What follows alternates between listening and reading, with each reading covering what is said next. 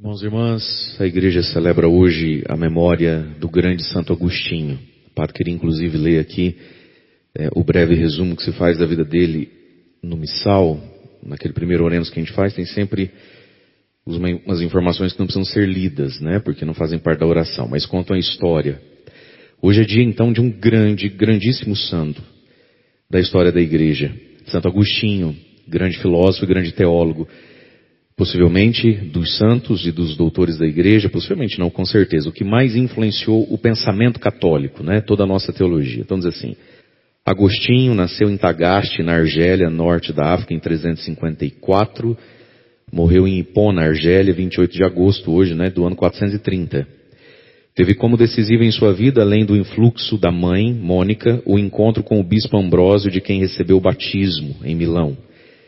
De seu currículo de estudos e de magistério na escola pública, mediante a apaixonada busca da verdade, passou a total sequela de Cristo Senhor, ponto de convergência da criação e da história. Em Agostinho se encontram, em rara síntese, o contemplativo, o teólogo, o pastor de almas, o catequista, o pregador, o mistagogo, o defensor da fé, o promotor da vida comunitária.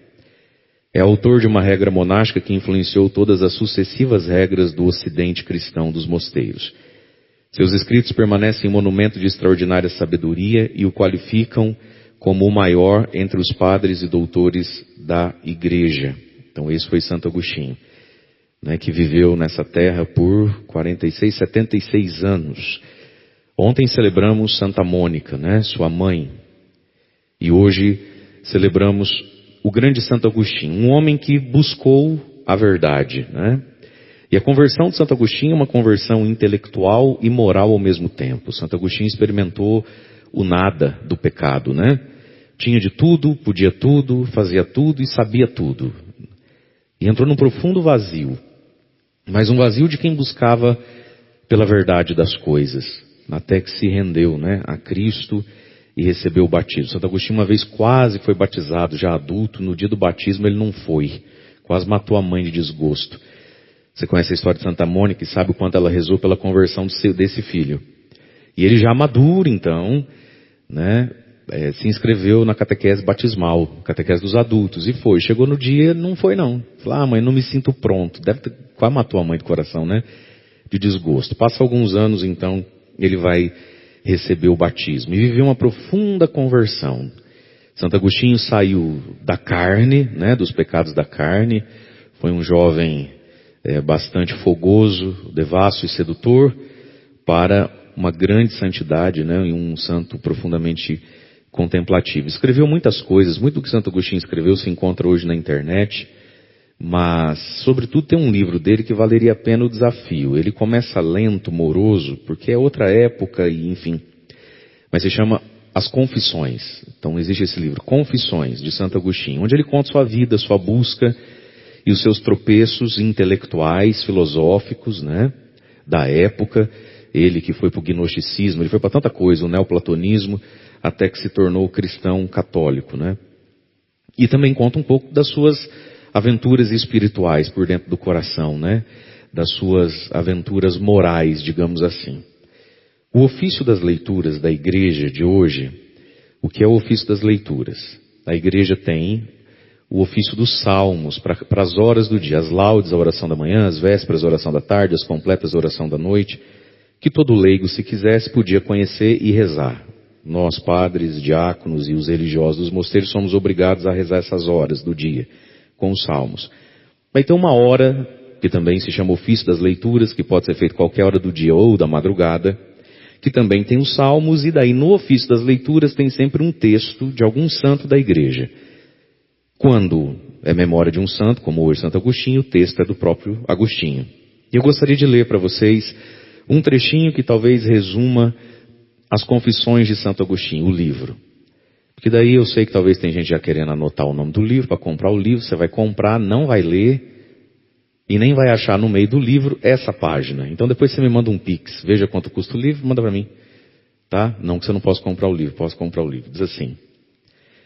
Está bem lá no meio das Confissões, lá em algum momento, né? Diz assim o livro então. Instigado a voltar a mim mesmo, entrei no meu íntimo. E isso aqui talvez é o grande ponto de Santo Agostinho. Entrei no meu íntimo. Nós ouvimos aqui no Evangelho o fariseu hipócrita. Por fora, bonito. Por dentro, todo estragado. Entrar no íntimo. Nós precisamos, irmãos e irmãs, entrar no nosso íntimo para nos conhecer a nós mesmos à luz de Deus. E nós precisamos entrar no nosso íntimo de vez em quando, ou pelo menos uma vez fundamentalmente na vida, para no nosso íntimo trombarmos com a santidade de Deus e chorarmos o pecador que somos. Jesus aqui está falando há 3 dias no Evangelho: ai de vós, fariseu, hipócrita, guia cego. O que é mais importante? Ai de vós, fariseu, mestre da lei, hipócrita. Vocês fazem isso, mas esquecem daquilo. Hoje falando, vocês são como sepulcros caiados, né? Os judeus passavam cal nos túmulos para não esbarrar no túmulo, nem o braço, nem o pé, porque senão fica impróprio, impuro, por não sei quantos dias, para ir no templo ou na sinagoga rezar. Então deixa o sepulcro caiado, passa cal, pinta, fica até bonitinho, fica tudo branquinho, põe uma flor. Mas pintar um túmulo não faz o túmulo deixar de ser túmulo, e não é porque o túmulo está pintado que dentro não tem osso, podridão e defunto, né? Essa fé que é uma maquiagem que não nos cura por dentro. E os fariseus eram extremamente severos com as pessoas, precipitados nos julgamentos. E muito, irmãos e irmãs, dos nossos azedumes e iras, pessoas que odeiam, e você conhece gente assim, elas odeiam. Elas têm pavor, elas têm uma paura, elas têm ai, não me fala dela. Todo mundo que é muito assim com os outros é porque nunca entrou dentro de si e nunca chorou a si mesmo. E todos nós, meus queridos, somos de chorar. Essa experiência, que não é ficar se macerando para se sentir um coitado, eu não vou nem na igreja, mas não é isso. Mas essa experiência da santidade de Deus que nos habita e de nós, ao ficarmos frente a frente com Deus, dentro do nosso íntimo, a gente chora a gente mesmo. Eu não sei se você já teve essa experiência na vida, de chorar os seus pecados. Muito mais do que na sala do padre se confessar com uma folha na mão e pela fé, e isso já é um dom, pela fé reconhecer. Está dizendo que é pecado, então é pecado, então eu cometi esse pecado, perdão Senhor por ter feito esse pecado, não quero mais fazer esse pecado. Eu não sei se você já viveu a experiência de chorar você mesmo diante de Deus. De você sentar e chorar. Aí sai pelo nariz assim, sabe? E você dá chorar-se. E nesse choro você encontra um profundo amor de Deus por você. E uma profunda esperança e um profundo desejo de santidade. Mas é em meio a um choro, ao quebrantamento, à contrição perfeita. Isso, meus irmãos, nos é urgente. Talvez seja uma graça para a gente pedir nessa quaresma de São Miguel. Eu preciso me chorar. Não é ficar chorando. Mas eu preciso me chorar. Porque o fariseu hipócrita é alguém que nunca chorou a si mesmo. Ele nunca ficou de verdade diante da santidade de Deus com a sua própria miséria e se sentiu ali amado. É por isso que todo mundo escandaliza o fariseu, ele é bravo com todo mundo. Porque ele nunca se provou a si mesmo. Não é? Em Deus. Não é o provar-se a si mesmo no pecado. A gente é pecador mesmo, né, padre? A carne é fraca, eu também. Quando eu era rapazote, eu também fazia. Não é esse experimentar-se como pecador que faz a pessoa virar a Gabriela. Eu nasci assim, cresci assim, vou morrer assim, Gabriela. Né? Como se fosse legal. Mas é experimentar-se a si mesmo como miserável, como limitado, e às vezes como grande pecador, médio pecador, não importa. Lá no íntimo.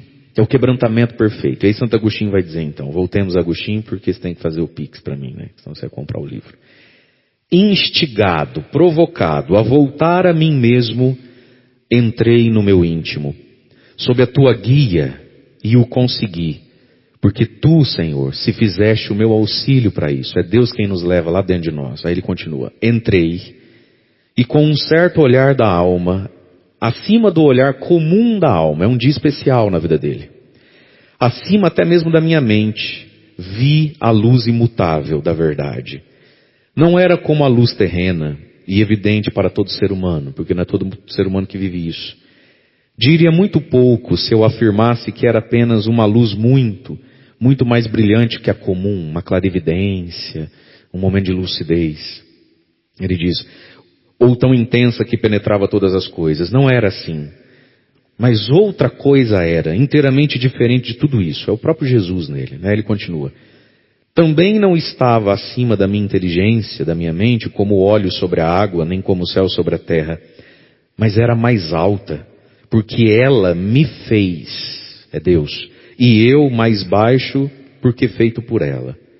Quem conhece a verdade, conhece essa luz, diz Agostinho. Aí ele começa um louvor a Deus. Ó eterna verdade e verdadeira caridade e cara, riquíssima eternidade, tu és o meu Deus. Por ti suspiro noite e dia. Quando ele entrou dentro dele, ele entendeu que ele suspirou a vida toda por Deus. Mas como ele não sabia disso, suspirava na cama das mulheres, na bebida, nas filosofias pagãs, né? Tu és o meu Deus, por ti suspiro dia e noite, desde que te conheci. Aí ele começa a contar aqui o caminho da conversão. Desde que eu te conheci, tu me elevaste para ver que quem eu via era, e eu que via, ele era todo filósofo, ainda não era. E reverberaste sobre a mesquinhez da minha pessoa, irradiando sobre mim com toda a força. E eu tremia de amor, de horror. A conversão dele não foi fácil.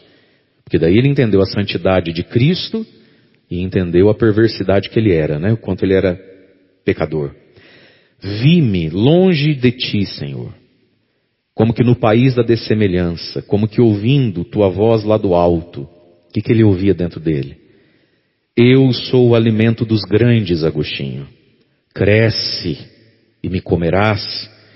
Não me mudarás em ti como o alimento do teu corpo, mas tu te mudarás em mim. Cresce, Agostinho, e me comerás. Eu sou o alimento dos grandes. É uma imagem da Eucaristia que só pode quem o batizado, o batismo do qual ele fugiu. Porque ele tinha esse tremor e esse horror dos pecados da carne. Ele sabia de que miséria ele era feito. Então, vou me batizar e vou aprontar de novo, né? Eu vou para a igreja, vou me confessar, mas eu me conheço. Como é que faz agora, né? Tem a famosa história de Santo Agostinho. Ele teve muitos namoridozinhos. E aí, um dia ele estava andando na rua, né, já convertido, da comunidade cristã, aquela coisa toda. Ele escuta um grito, né? Tinho! Estão me chamando. Ele continua andando, sentiu um arrepio. Agostinho! Ele vira, era uma dona que ele já tinha, né? Tido umas brincadeiras com ela. E ele abaixa a cabeça, acelera o passo e ela vem correndo. Ai, Agostinho! Não está lembrado? Sou eu! Ele olhou para ela e falou assim, pode ser você, já não sou mais eu. E ó, saiu correndo na avenida. Então ele tinha esse tremor e esse horror dentro dele, né? Diante da santidade de Deus. Mas aí Jesus diz para ele, come que você cresce e me come. Você não vai me mudar eu não vou me mudar em você como alimento se muda no corpo, mas você que vai se mudar em mim, Agostinho. Aí ele continua.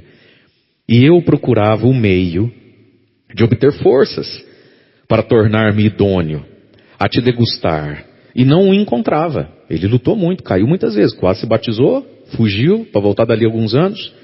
Eu procurava meio de obter forças para tornar-me idôneo a te degustar e não o encontrava.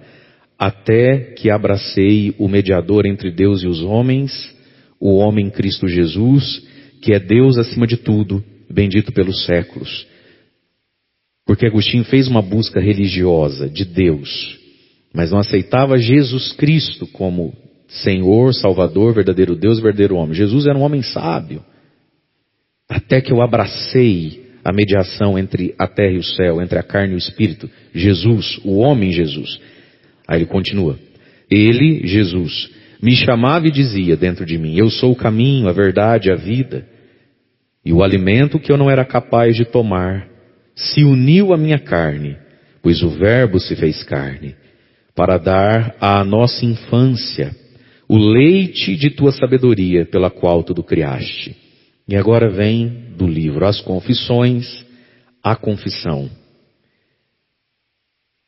Tarde te amei, tarde te amei. Ó beleza tão antiga e tão nova, tarde eu te amei. 32 anos de idade. Ele está dizendo que foi tarde, viveu até os 76, né? E ele escreveu isso aqui já maduro. Vamos de novo. Tarde te amei. Ó beleza tão antiga, tão nova, tarde eu te amei. Eis que estavas dentro e eu fora de mim. E aí, fora, te procurava e me lançava nada belo ante a beleza do que tu criaste. Está falando sobretudo das mulheres agora. Ó. Estavas comigo e eu não contigo. Seguravam-me longe de ti as coisas que não existiriam se não existissem em ti. Chamaste, clamaste, rompeste minha surdez. E agora aqui ele vai falar dos 5 sentidos humanos, para falar da sua conversão, do como Jesus pegou ele por inteiro. Né? Ele diz, chamaste, clamaste e rompeste minha surdez. Brilhaste, resplandeceste, afugentaste minha cegueira. Exalaste perfume, o olfato, e eu respirei. Anelo por ti. Desejo-te, provei-te e tenho fome e sede de ti, o paladar. Tocaste-me, o tato, e ardi por tua paz. Tarde eu te amei. Irmãos, 32 anos de idade. Se aos 32 foi tarde, com exceção dos coroinhas, quantos anos você tem? Eu vou fazer 39. Bate no peito e diga, tarde te amei se é que te amo. Ó beleza tão antiga e tão nova. E de Santo Agostinho a gente poderia falar tantas e tantas coisas dessa vida extraordinária, mas foi isso, meus irmãos. Tentou de tudo, provou de tudo e se tinha por sabiducho das coisas, até que afundou na vida, no vazio de uma sexualidade desregrada, de ser pai de um menininho com uma moça que ele nem gostava, mas aí ele teve que assumir e morar junto. Né, esse tipo de coisa, a questão financeira dele que oscilava muito, às vezes ganhava muito dinheiro, às vezes ganhava pouco, tinha alunos para dar aula de filosofia, não tinha alunos. A vida de Agostinho foi uma grande busca, também nesses caminhos do sincretismo, enfim, das teorias sobre Deus, até que se rendeu à sabedoria do Evangelho. E aí quando Santo Agostinho começa a andar, né, com o Evangelho na sua vida, ele começa a sentir um apelo profundo a uma vida consagrada a Deus, e ele dizia, como é que eu vou fazer isso? No livro As Confissões, Santo Agostinho narra que depois de bispo, vez em quando aconteceu, ele ter uns sonhos proibidos para menores de 18 anos, porque ele fez de tudo e fez muito de tudo na vida. Então ele foi um homem tentado por muito tempo. E ele começou a ter notícia da vida dos primeiros monges, dos primeiros jovens que iam morar nos desertos, né? E aí o Espírito Santo falava dentro dele e ele se falava com ele. Mas se estes conseguiram, por que eu não consigo? Se quem consegue neles é Cristo e Cristo está em mim, será que não me é possível? E Santo Agostinho se permitiu, irmãos, dar grandes passos de santidade, né? Ele que por muito tempo foi um pecador público, não fazia questão de esconder a vida totalmente contrária ao que a mãe ensinava. Ele não tinha vergonha, né, disso. Passou depois a não ter vergonha de dar passos concretos na santidade, de se arriscar na santidade. E Deus o sustentou, né? E foi verdadeiramente um grandíssimo santo, um santo muito completo, né? E aí, queridos irmãos e irmãs, olhando então para a nossa meditação da palavra de Deus hoje, nessa quarta-feira, onde fazemos sempre memória de São José, o homem justo, pai da castidade, da pureza. São José é um homem sóbrio, né, no serviço, no trabalho, no relacionamento com as coisas e com as pessoas. E quando a gente olha Santo Agostinho, pensa em São José, nós temos que pedir essa graça, a quaresma de São Miguel também, quem como Deus, né? Ninguém como Deus nas nossas lutas, sejam elas quais forem, nossas lutas morais, espirituais e tantas lutas da vida. A gente entende que a santidade é esse profundo equilíbrio da vida, e equilíbrio não é mediocridade, equilíbrio é inteireza em tudo que faz parte da minha vida, isso é ser equilibrado. Muita gente acha que ser equilibrado é ser mais ou menos em tudo.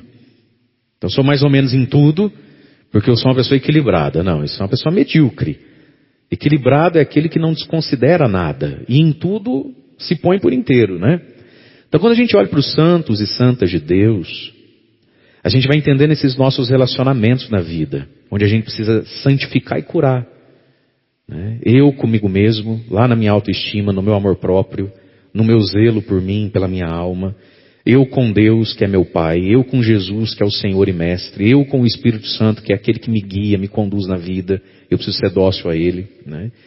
Eu com a Virgem Maria, que é mãe, eu com o Espírito Santo, eu com a Virgem Maria, eu com o próximo, que é irmão, é irmã, não é coisa a ser usada, e eu com as coisas, o dinheiro, o prazer, enfim, as circunstâncias da vida. Nós vamos santificando tudo isso, né? Então, o santo é aquele que santificou todas essas coisas. E santificar é levar para além da mediocridade. Porque quando 1, 2, 3 âmbitos da vida, desses todos aí, a gente se contenta em ser medíocre, eles se tornam perigosos. Onde é que o diabo nos visita? Onde a gente está sendo medíocre. Quando tem uma área da nossa vida onde a gente fica muito relaxado, porque na outra eu estou bom, né? Então, como eu estou rezando bastante, eu não vou fazer jejum. Mas como eu faço os meus jejuns, eu rezo bastante, né, e não sou muito chegado em terço para mim é difícil, deixa o terço para lá. E a gente começa a ficar medíocre em algumas coisas da vida. A gente se permite viver como escravo de um prazer, numa dependência de uma pessoa, e onde a gente se permite a mediocridade, o diabo bota o rabo, né? Então a santidade é a cura dessas nossas relações. Aí nós ouvimos aqui a primeira leitura, segunda carta de São Paulo aos Tessalonicenses, capítulo 3, versículo 6. Irmãos, nós ordenamos, em nome do Senhor Jesus, que vos afasteis de todo irmão que se comporta de maneira desordenada e contrária à tradição que de nós vocês receberam. Olha só, se afaste de todo irmão que se comporta de modo desordenado. São Paulo está falando aqui de amizades. O irmão que se comporta de modo desordenado, ele precisa da minha misericórdia, do meu bom testemunho. Ele precisa ouvir um conselho, às vezes ele está precisando desabafar. Mas Paulo está dizendo, não viva como irmão, com um irmão. Irmão aqui significa a pessoa da comunidade, que vive de maneira desordenada e não está nem aí com a paçoca.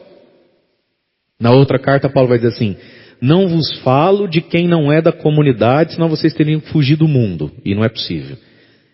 Mas me refiro aos irmãos, alguém que, sendo da comunidade, da paróquia, da igreja, se permite viver em pecado público assim de buenas. Que Deus é amor. Paulo diz, se afaste de gente assim. Porque um pouquinho, gente, uma laranja podre estraga tudo, não é assim? Aí ele vai falar do trabalho. Bem sabeis como deveis seguir o nosso exemplo, pois não temos vivido entre vós na ociosidade. Ele vai dizer assim, e quem não quer trabalhar, então não deve comer. Gente, impressionante como o trabalho, né, a ocupação, uma agenda cheia nos faz bem. Cabeça vazia, oficina do diabo. O que acontecia aqui em Tessalônica? Era o início da pregação apostólica. E nós temos uma promessa desde sempre. Jesus vai voltar. Então, em nome do Jesus vai voltar, e a primeira geração cristã vivia assim, na expectativa mesmo de que Jesus ia voltar mesmo. Que não era tempo nem dos filhos crescer para crismar. Jesus ia voltar. Muitos pararam de trabalhar e começaram a viver na ociosidade. Aí Paulo começa a questionar, mas tudo isso aí, é porque você acha que Jesus vai voltar, esse desapego das coisas, né? Ou porque você quer viver nas custas dos outros. Então vou dar uma regra aqui. Não quer trabalhar, não tem que comer também. Olha que interessante. O trabalho nos santifica, né? E desde pequenininho o trabalho nos santifica. Ajudar em alguma coisa, fazer alguma coisa. Aí tem o primeiro salarinho, né? Então paga sua Netflix. Que a mãe nem usa isso aí. Você que usa, você que paga. O dinheiro em favor da família, dos compromissos, né? Enfim. E aí ele vai dizer, quem não quer trabalhar também não deve comer, o aspecto do trabalho. Mas por que o trabalho? Paulo disse ali, porque nós, inclusive, quando estivemos no meio de vocês, nós não quisemos ser pesados a ninguém. E aqui pensando, irmãos, então, não só no trabalho, mas em toda a nossa vida. Que coisa feia quando uma pessoa se torna um peso para outra. Por óbvio, aqui a gente não está falando de um idoso que precisa de ajuda, de uma criança que não se vira sozinha. Vamos dar os devidos descontos. Mas como é triste uma pessoa que se torna um peso. Um peso. E o que é que nos faz ser um peso para o outro?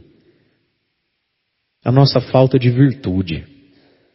Porque uma coisa é você ter, sei lá quantos anos de idade, quebrou o fêmur, está na cama, alguém tem que te ajudar com o banho. Uma coisa é você ser uma criança que você não pôr comida na boca, né? Não der o banho, não vai se virar sozinho. Mas Paulo está falando aqui do ser humano que não tem virtude e ele vira um peso para o outro. Porque ele é desorganizado financeiramente, porque ele não para em emprego nenhum. Mas vamos aprofundar um pouquinho. Porque ele não sabe lidar com bebida, porque ele não sabe lidar com namorada, com namorado, porque ele não sabe lidar com a preguiça, Olha o que Paulo está dizendo. É um contra-testemunho quando a gente se torna um peso para a vida do outro, sabe? Aquele um que você olha e fala assim, lá vem. Jesus, lá vem. O tal do lá vem. A gente não pode ser o católico lá vem. Você sabe que tem um católico Raimundo, tem um católico Pão de Alho e agora tem um católico lá vem, né? É 3. Eu vou escrever um livro ainda sobre isso aí, cara. Não sei o que vocês acham. Católico Raimundo, um pé na igreja, um pé no mundo. Católico Pão de Alho. Você tirou o olho, dá errado. Não é assim o pão de alho? Quando você vai fazer pão de alho, que vem visita, tem que fazer uma carne, você vai fazer um pão de alho. Como é que é o pão de alho? Tem que ficar olhando, olhando. E nunca ficar pronto. Você virou para pegar um garfo, queimou. É o católico pão de alho. O padre tira o olho, o capeta pega ele. E aí tem um católico lá vem, né? É a pessoa pesada, é a pessoa que sozinha, lá vem. O que você veio fazer? Pedir dinheiro? O que você veio fazer? O que você veio fazer? Chorar de novo? O lá vem, a pessoa que não resolve nunca.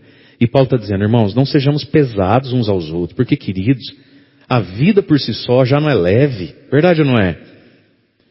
A gente às vezes já está com a língua de fora para carregar a gente mesmo, ainda tem que levar você. E você não é criança. E você não é vovô. Bora, filho. Não ser pesado para o irmão. Como é que a gente não se torna pesado para o irmão? Refrão do Salmo. Felizes todos, portanto, vamos aplicar aqui a nossa. Levinhos, fitness, slim. Felizes, agradáveis, leves. Felizes todos os que respeitam o Senhor, é o dom do temor, né? Feliz és tu se temes o Senhor, trilha seus caminhos. Quem teme a Deus, se esforça por andar no caminho de Deus, e quando desvia para a direita ou para a esquerda, volta para o caminho, quando cai, levanta. A pessoa é feliz, e quem é feliz não é pesado. Quem é feliz, às vezes, precisa de uma mão amiga. Quem é feliz, às vezes, precisa de um conselho. Quem é feliz, às vezes, precisa de um desabafo. Mas quem é feliz não é pesado. Repare bem, as pessoas pesadas. O católico lá vem, ele é alguém que não é feliz nele mesmo.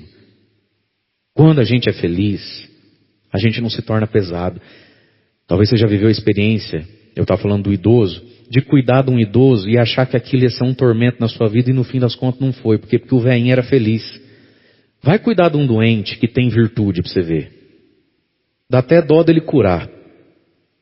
Eu já ouvi isso. Você vai cuidar de pessoas que cuidaram de idosos profundamente virtuosos, que não ficam reclamando, que não ficam fazendo lamúria daquilo que não tem conserto.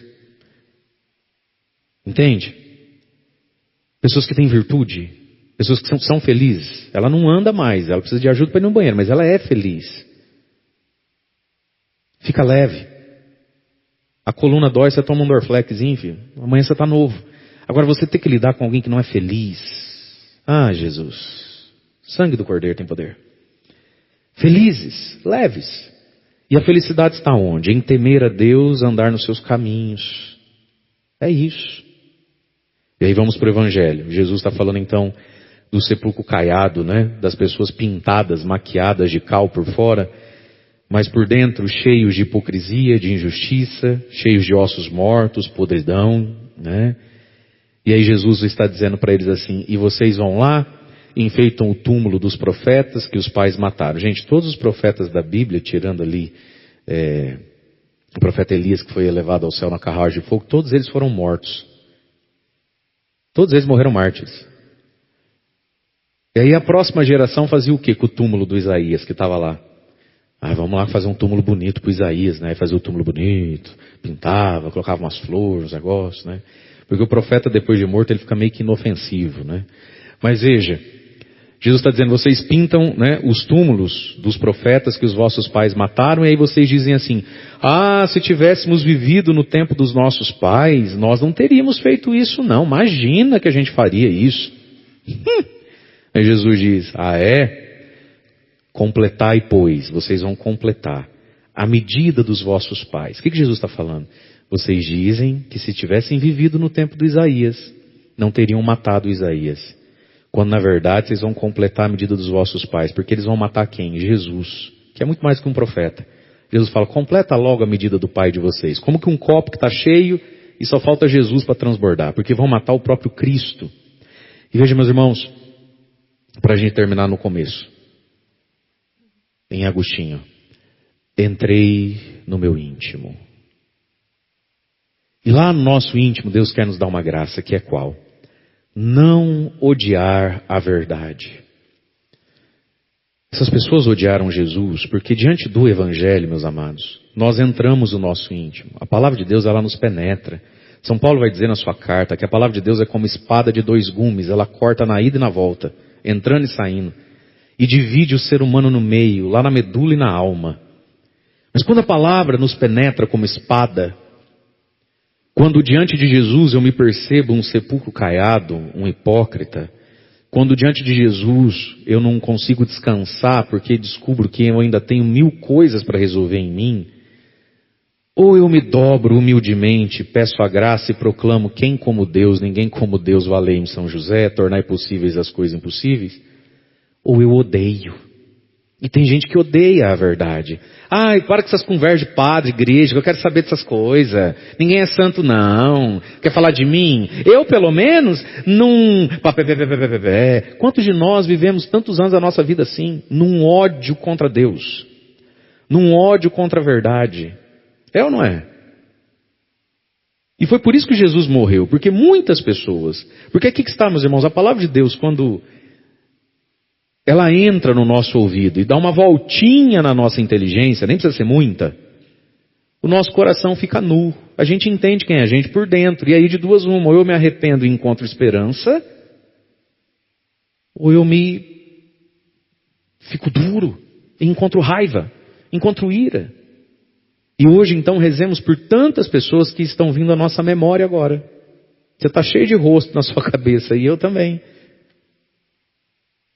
E às vezes tem o nosso sangue, tem o nosso sobrenome. Às vezes trabalha com a gente, às vezes almoça com a gente de domingo, come pizza de sábado. Esse ódio da luz, esse ódio da verdade. E num outro texto do livro das Confissões, Santo Agostinho vai dizer, quando ele narra o início da vida dele com Deus, quando ele fala assim: provei e experimentei não ser de estranhar, que a luz tão benfazeja, tão útil, necessária, que a tudo vivifica e ilumina, é irritante e odiosa ao olho enfermo. Quando a gente está com o olho doente, ou quando a gente acorda cedinho, aí acende a luz, queima tudo. Gente, o que seria do mundo sem a luz? E tudo que a gente entende como beleza é por causa da luz. Na escuridão nada é belo, E aí ele continua dizendo, e que o pão quentinho, cheirosinho, fofo, sabe aquele pão que você passa a manteiga, ele faz... Ele chupa a manteiga assim, sobe aquela fumaça, que é de salivar. Aí ele diz assim, embrulha o estômago, dá ânsia de vômito no enfermo. E quando você está doente, o cheiro da comida não te embrulha?